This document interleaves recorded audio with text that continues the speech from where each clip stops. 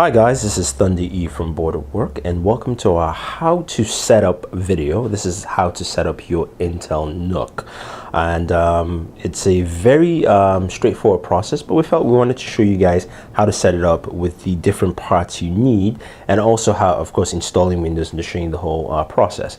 Now, these are the things you have, but before we start, I want to thank Intel for sending us the NUC, and we also want to thank Kingston for sending us some of the other parts that we have in here. So let's go ahead and just list all the different things we need. So first and foremost, you need your NUC. So this is the Ivy Bridge NUC that we unboxed. You see it has a USB 3.0 in the front, and it's got two 2.0s at the back, two display, one HDMI, Ethernet port there. So that's pretty much it. Of course, without this, then it really doesn't start. And next up, we have our Windows bootable drive here. If you can check out the video in the top right hand corner to show you how to create a bootable drive on a USB flash drive. If you don't know how to do that, it's a very simple process, so check that out. But you do need a bootable drive, either USB or using a portable DVD player. We just wanted to go with bootable drive because it's just much easier for us to do that. Next up here, we have our Bluetooth module here. So we decided to go with this is actually a Bluetooth and Wi-Fi module, and this is one of the modules listed from Intel. This is the 625 Centrino. This allows you to have Wi-Fi connectivity as well as Bluetooth, which is very nice. You don't have to have this, but we decided to throw this in there. We got this for about $20 off Newegg. I think 2025. We'll have the prices for you with Pit Parker. And now these are the two things we got from Kingston. Now, because your Intel NUC here only has a motherboard and a processor, you don't have a hard drive, you don't have RAM in there, you need to get two things. The two main things you need, of course, is your RAM, which was provided by Kingston, and we decided to max it out here to get 16 gigabytes for RAM, DDR3.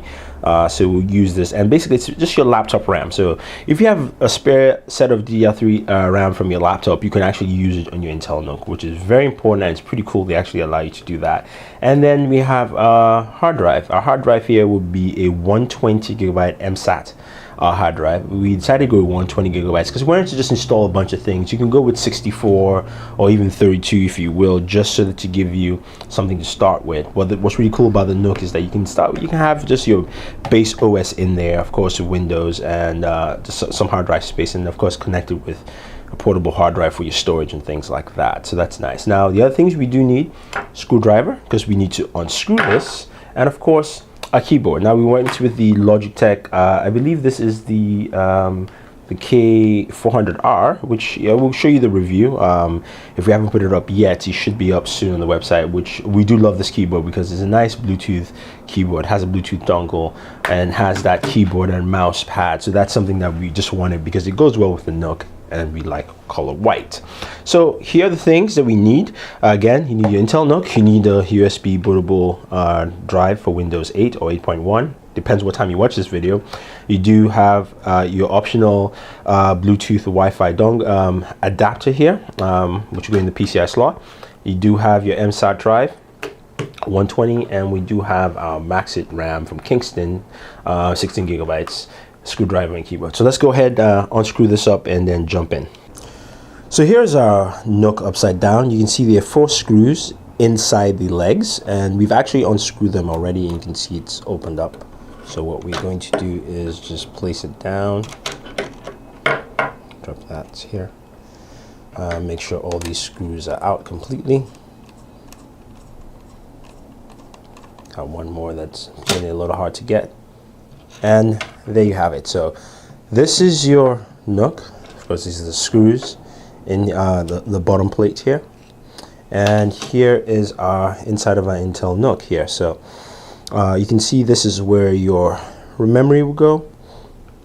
Then you do have, if I'm not mistaken, this is your PCI here at the bottom for your Bluetooth dongle, and then on the top there, of course, is for your hard drive. So the first thing I'm actually going to install is the Bluetooth Wi-Fi dongle, just because it's below and it's a much easier process. So bringing it a little closer, you can see this is the PCI slot, as I mentioned. This is where we're going to plug this in. But the first thing we need to do is take out this screw here. The reason I mention that is that you're going to need to use this screw to screw down, oops, your PCI, your wireless node. So I'm going to put that in there so it's nice and safe. Slide this in. There we go.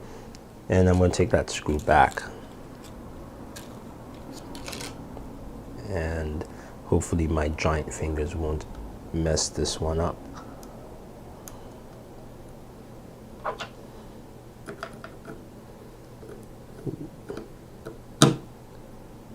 Oops.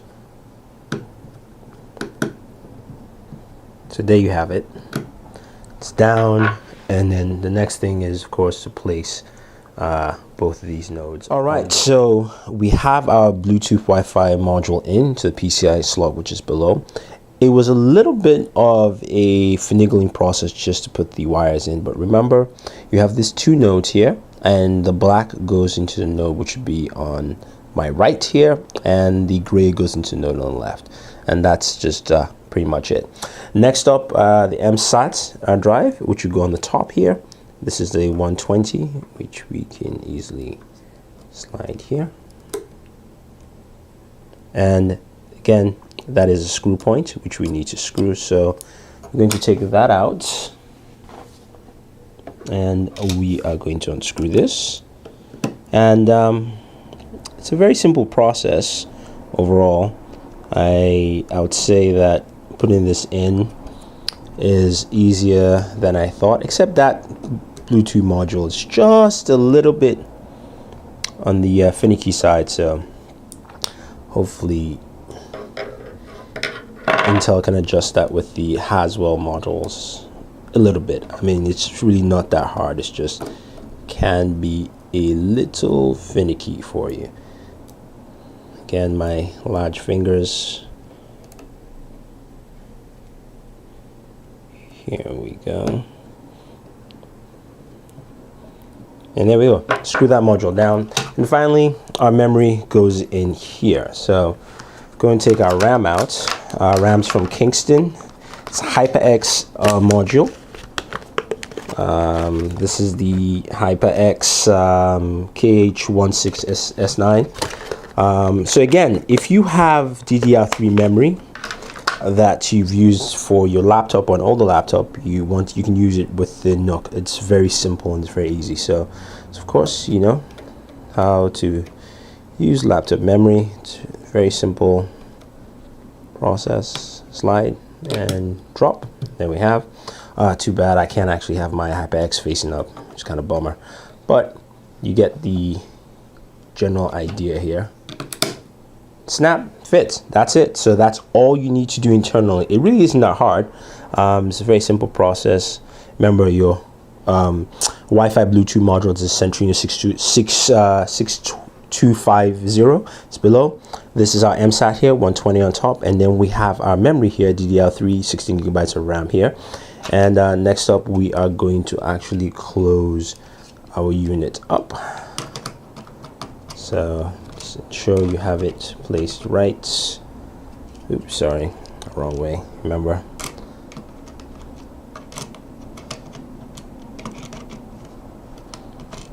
Let's see, there we go. And screw it up, and then we can fire up our system.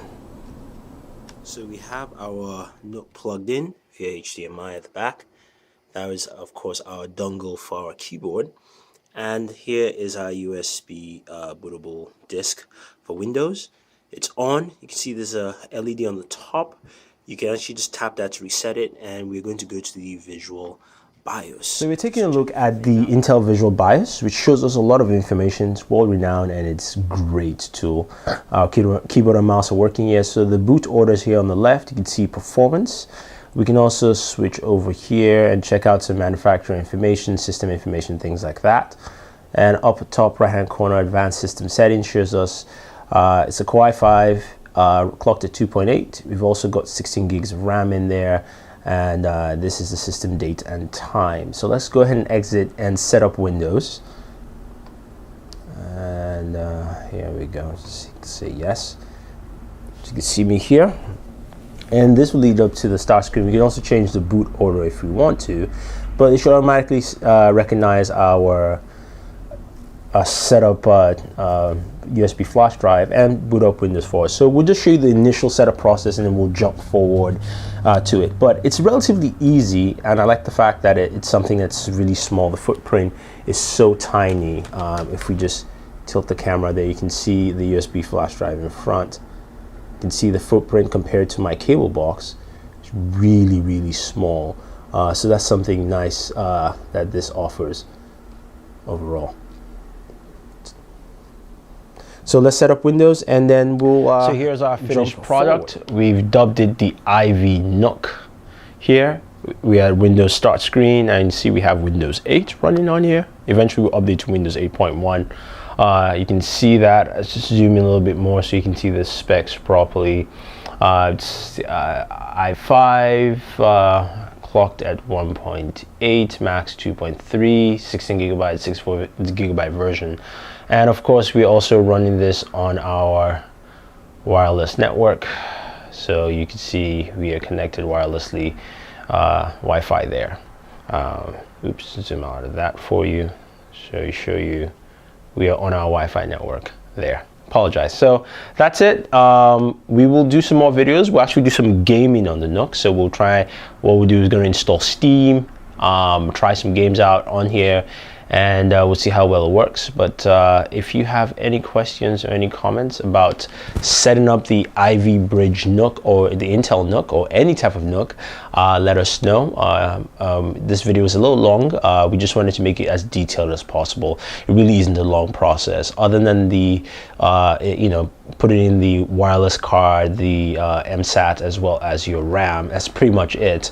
And then doing the Windows setup process. But we'll do some gaming on there. Eventually, when SteamOS comes out, we'll throw SteamOS on the NUC, and we'll see how well it functions and works. So far, the system runs very cool. We'll see how that handles with gaming. But we really like it. And if you have any questions, again, just let us know. So till then, thank you, and always enjoy your entertainment.